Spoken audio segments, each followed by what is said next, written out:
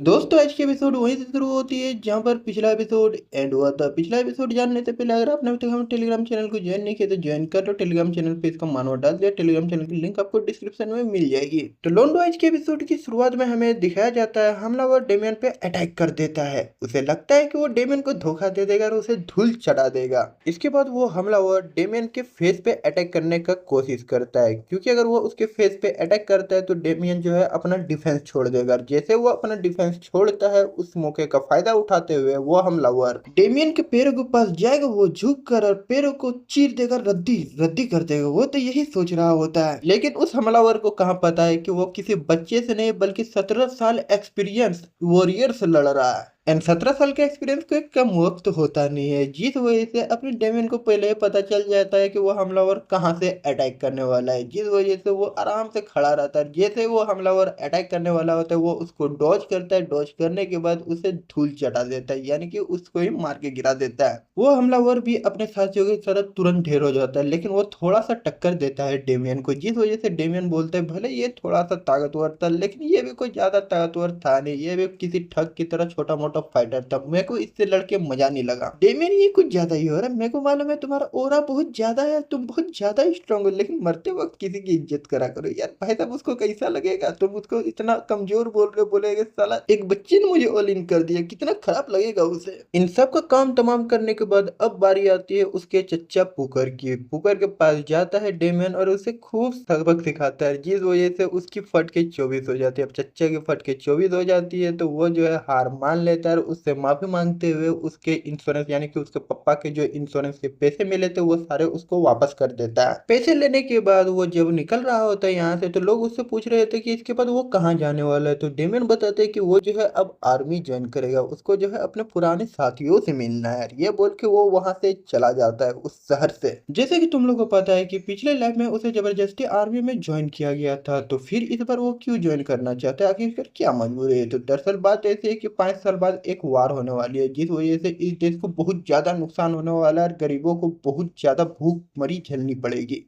क्योंकि उसको पता है कि भूखमरी और गरीबी में क्या होता है बच्चों का, जिस वजह से वो दूसरे बच्चों का अपने जैसा नहीं सहना चाहता है। जिस वजह से वो जो है तैयारी करेगा और इस वार को होने से पहले खत्म करना चाहता है। इसके बाद डेमियन इस देश के कैपिटल में जाता है। कैपिटल में जाने के बाद वो एक हफ्ते तक डेल्टा माना कल्टीवेशन मेथड की ट्रेनिंग करता है। बहुत ज्यादा कड़ी ट्रेनिंग करने के बाद फिर वो थर्ड